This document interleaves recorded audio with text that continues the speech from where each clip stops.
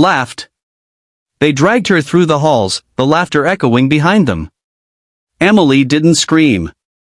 She never screamed.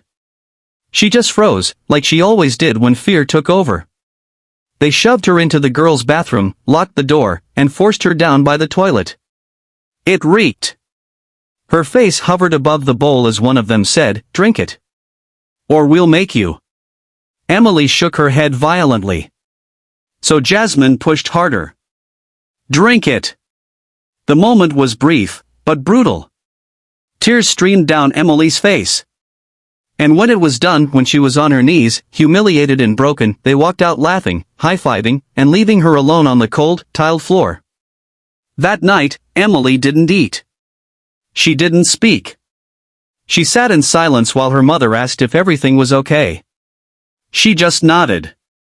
But something broke inside her that day. And something else awakened. Emily didn't return to school the next day. Or the next week. Rumors swirled. Some said she ran away. Some joked she probably drowned in a toilet. But no one really cared enough to ask. What they didn't know was that Emily had a gift. Her uncle, Father Joseph, was a missionary and a neurologist. He'd once told Emily about something called neuroplasticity, how the brain could be reshaped, reprogrammed, strengthened like a muscle. During her week away, Emily buried herself in every book she could find. She read about body language, psychology, posture, vocal power. She watched hours of videos on martial arts, confidence building, and self-defense. She meditated. She journaled.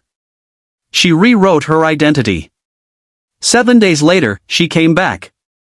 The girl who walked through the doors of Willow Creek High on Monday wasn't the same girl who had been on her knees last Friday. Her hair was neatly tied. Her glasses gone. Her eyes burned with quiet fire. She walked tall. Her steps were steady. Confident. She didn't sit by the trash cans at lunch. She walked straight to the center table, right across from Jasmine and her group. The entire cafeteria stared. Jasmine scoffed. "Well, if it isn't Toilet Girl." Emily smiled as she sat down and pulled out her lunch.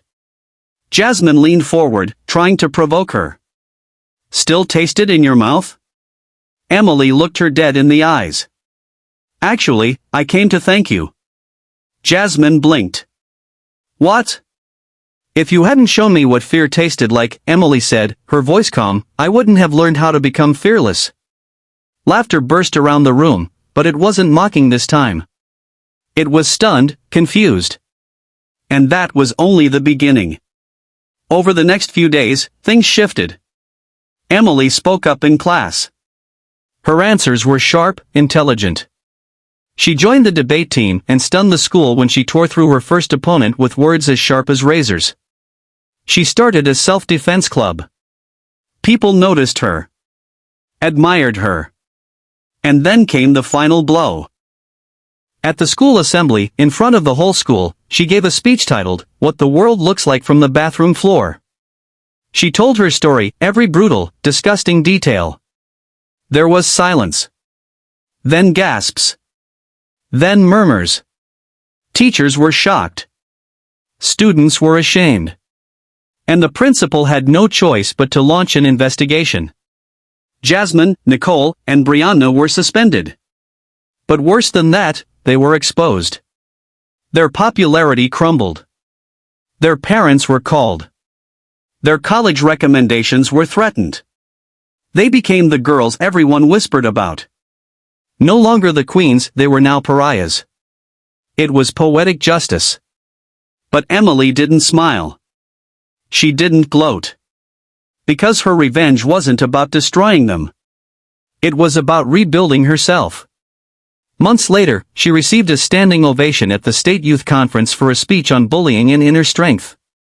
She began mentoring other students.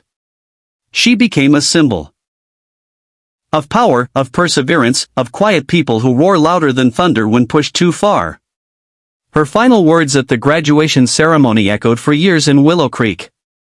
"They pushed my head into a toilet to break me. But all they did was make me unbreakable."